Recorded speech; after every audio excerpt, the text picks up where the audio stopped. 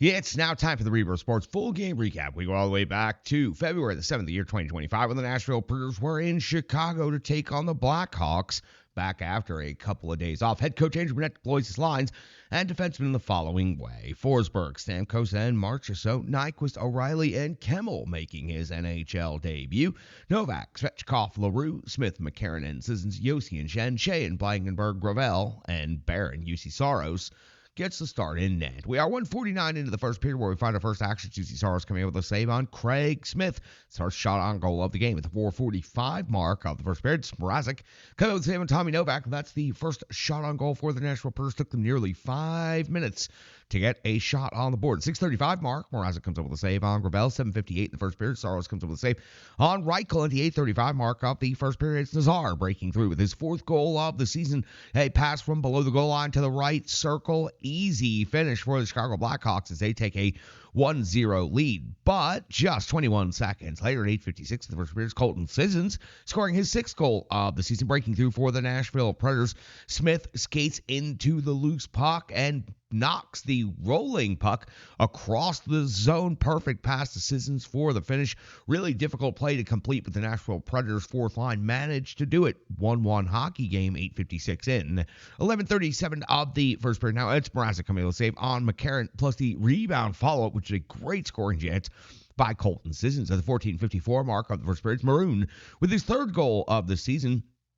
Blankenberg runs into Saros after blocking a shot, keeps him tied up. Maroon just shoots the puck from the slot with no contest. The Chicago Blackhawks take a 2-1 lead in this game. Both teams' fourth lines doing well so far. 16:14 the first period. Mrazek coming in with a save on Smith. 17:40 mark of the first period. Saros coming in with a save on Foligno. And then at the 20-minute even mark, the Nashville Predators did a good job of killing off the last few seconds on a delayed penalty call. So the penalty does not get called until the end of the period, when Bedard picks up a penalty 2 minutes for hooking on the captain, Roman Josi. The Preds do get one scoring chance on the continuation before the end of the period.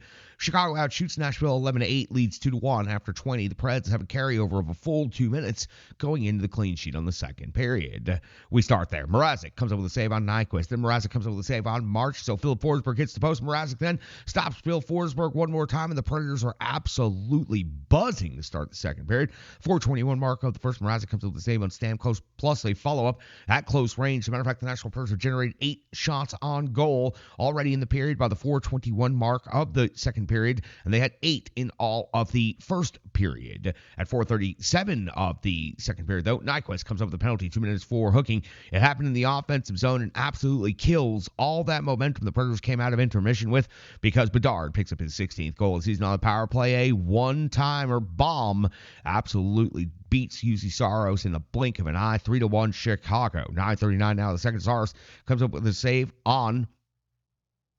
And then at 15:24, Donato puts his 17th goal into the net for the Chicago Blackhawks, giving them a 4-1 lead in this game. 19:18 of the second period. Shen and Slaggert off the box, 5 minutes for each. Good tilt happened quick. 19:20 of the second period. Smith off the box, 2 minutes for interference. So right after the fight, Cole Smith picks up a penalty for interference, and at 19:51 of the second, with 9 seconds left, Seth Jones puts his 6th goal of the season in, and it's 5-1 here at the end of the second period for the Chicago Blackhawks, with the Blackhawks out shooting the Nashville Predators 21-16.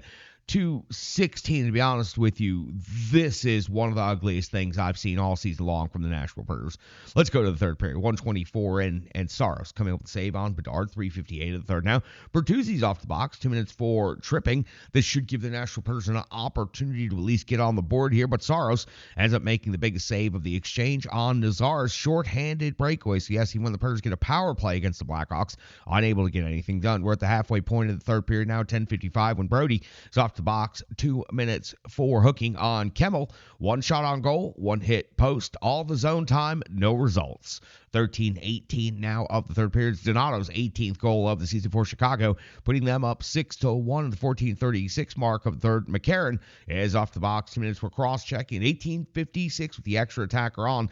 Tommy Novak would cash in for his 10th goal of the season, making it 6-2 in favor of the Blackhawks. So Sissons scores in the first, Novak scores at the very end of the third, and that would be it for the Nashville Predators. They fall in Chicago to one of the worst teams in the NHL, 6-2. They outshoot the Chicago Blackhawks Blackhawks 33-30. The Predators are now on a 6-game losing streak, and I got to tell you, this right here, this doesn't get it done. At no point, even the broadcast was talking about you had hoped they bottomed out, but then there's this effort. This is absolutely just abysmal right now.